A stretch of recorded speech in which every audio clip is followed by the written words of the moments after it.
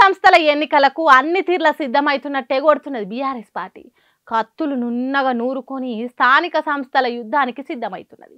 ఇప్పుడి కోసం కాదు, వచ్చే తరాలు తెలంగాణను ఎట్లా రక్షించుకోవాలనే దాని మీద బీఆర్ఎస్ విద్యార్థి విభాగానికి రాజకీయ పాఠాలు చెప్తున్నారు.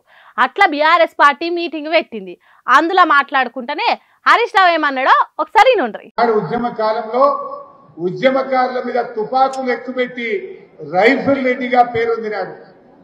ఇవాళ రేవంత్ రెడ్డి ఎన్ని నాటకాలు ఆడినా చరిత్రలో మాత్రం ఆయన తెలంగాణ ద్రోహిగానే మిగిలిపోతాడు.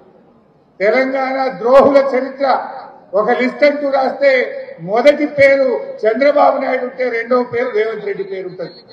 హాగో అట్లున్నదట సీఎం రేవంత్ రెడ్డి రేంజ్. అంత పెద్ద గొప్ప తెలంగాణ వాదట మన సీఎం రేవంత్ రెడ్డి.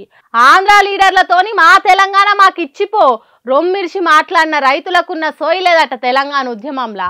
స్వరాష్ట్రం కోసం కొట్లాడకపోవడు పక్కకు పెడితే పోరాటం చేస్తున్న వాళ్ళ కాలల్లో కట్టెలు పెట్టినట్టు వాళ్ళ మీదకే తుపాకులు ఎక్కువ పెట్టిండట.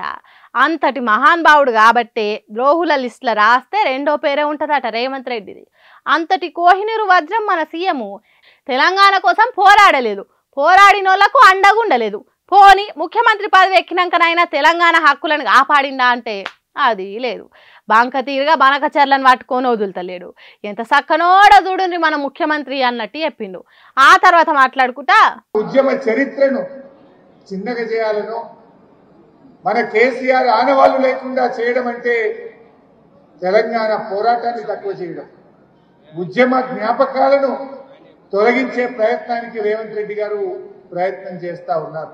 మరి అంతే కదా, కేసీఆర్ ఆనవాళ్ళు లేకుండా చేస్తా అంటున్నాడంటే అది కేవలం కేసీఆర్ ఆనవాళ్లే కాదు, తెలంగాణ ఉద్యమ ఆనవాళ్ళను కూడా లేకుండా చేసుడు.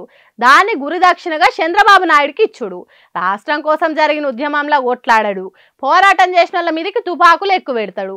తెలంగాణ సాధించుకున్న ఉద్యమం ఆనవాళ్ళు లేకుండా చేస్తా అంటుండు. ఎంత నీతిపరుడో చూడండి సీఎం సారు.